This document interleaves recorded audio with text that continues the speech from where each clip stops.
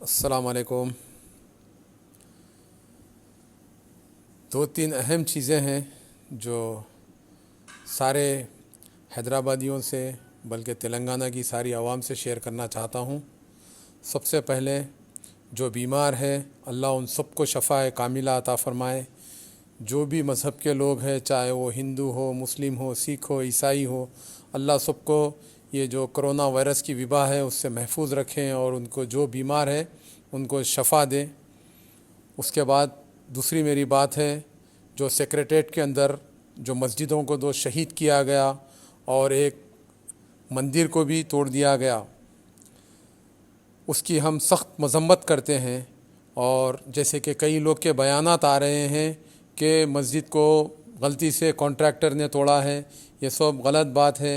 देखिए, कोई चीज़ अगर तोड़ी जाती है गवर्नमेंट की तो उसका पहले प्लान बनता है, उसका फिर टेंडर होता है कि भाई कौन सी कंपनी इसको तोड़ेगी, फिर कौन सी कंपनी को ये टेंडर देगा जो ये नया सेक्रेटेरिएट बनाएगी।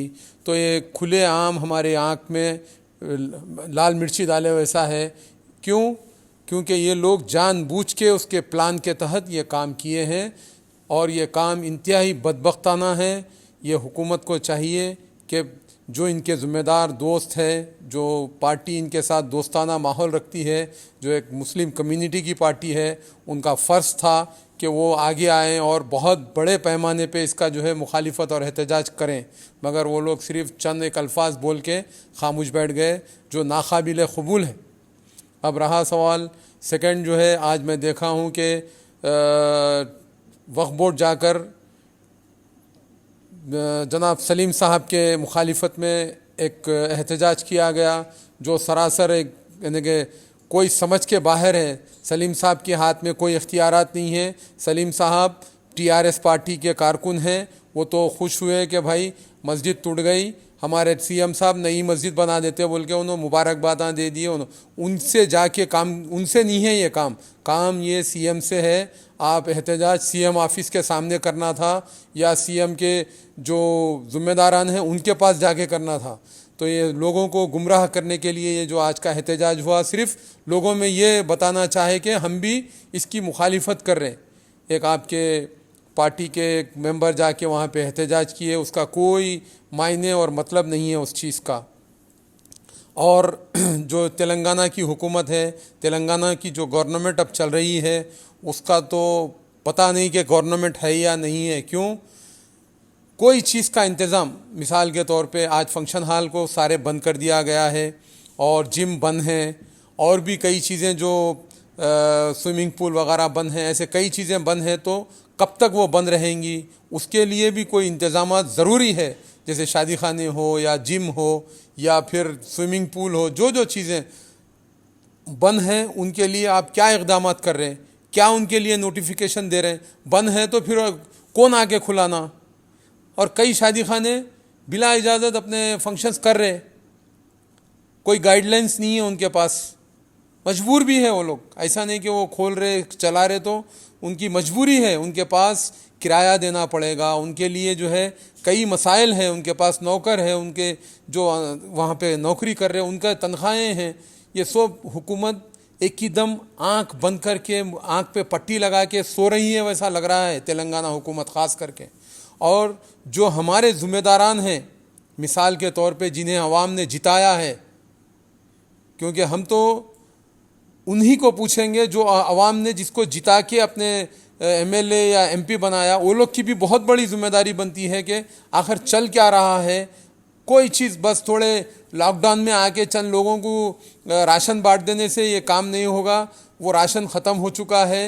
वो लोगों को जो है ना, कई लोग इसके अंदर जो है ना नंबर्स भी लिए हैं कि भाई मैं इतना राशन बांटा, मैं इतने फेसबुकों पे इतने रिकॉर्ड डाला। खैर चलिए, दिखा के भी करें, वो काम अच्छा किए, उसके लिए हम शाबाशी देंगे, मुबारकबाद देंगे।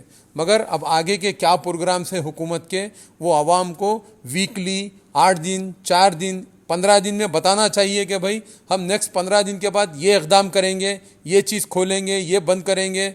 बस दवाखानों के अंदर मन माने लूट रहे, उसके ऊपर कोई बोलने वाला नहीं। दवाएं जो इंजेक्शन 60,000 का है उसे लाख 1.5 लाख में बेचा जा रहा है। कोई उसको जाके पूछने वाला नहीं।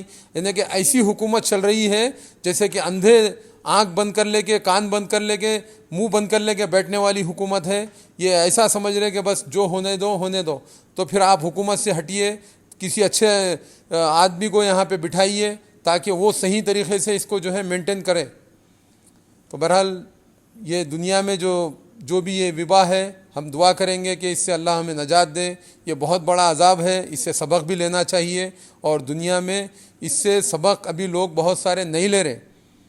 एक ख़ास करके मेडिकल फील्ड एक ऐसी फील्ड है जो दुनिया में हर वक्त इंसान के लिए ज़रूरी रहती है, मगर आज मैं देख रहा हूँ मेडिकल फील्ड में ये समझ रहे कि उनकी जो है कमाने की एक क्या बोलना चाहिए, ईद आ गई उनकी, कि भाई इंसान के लिए हमदर्दी ख़त्म हो गई। एक इंसान जो इकनॉमिकल इतना परेशान है, उसके बावजूद उसके पास खाने के लिए पैसे नहीं है, अगर वो बीमार पड़ गया तो उससे लूटने की कोशिश कर रहे हैं।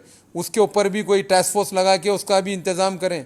मैं आपसे गुजारिश करता हूँ मिस्टर KCR साहब, आप एक काम करिए, आपसे अगर नहीं हो रहा तो एक आप 200 आदमी की टीम लगाइए जो सारे शहर के अंदर हर एक 200 में से एक 50 आदमी का एक जिम्मेदार बनाइए। ऐसे 4 आदमी बनाइए, 4 के ऊपर एक 5वां आदमी ऐसा रखिए जो आप तक यहाँ की सही रिपोर्ट दे सके।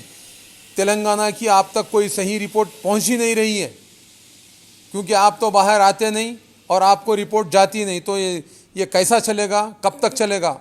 अभी देखिए आप फंक्शन हाउस बंद हैं, मगर कई फंक्शन हाउस के अंदर फंक्शन हो रहे हैं। तो आप कोई गाइडलाइन जारी करिए कि आदमी मजबूर होके वो खुद जो है अपने से मर्जी से चला रहा, तो आपकी नाकामी है वो। और जो आप सेक्रेटरीट के 2 मसाजिद को जो शहीद किए हैं, वो उसका आपको आने वाले इलेक्शन में, आने वाले बलदिया इलेक्शन में और आने वाले असम्बली इलेक्शन में उसका आपको भरपूर जवाब देंगे। सारी मुस्लिम कम्युनिटी आपको भरपूर जवाब देगी, बल्कि हिंदू कम्युनिटी भी देगी, क्योंकि आप सिर्फ मस्जिद ही नहीं मंदिर को भी शहीद किए।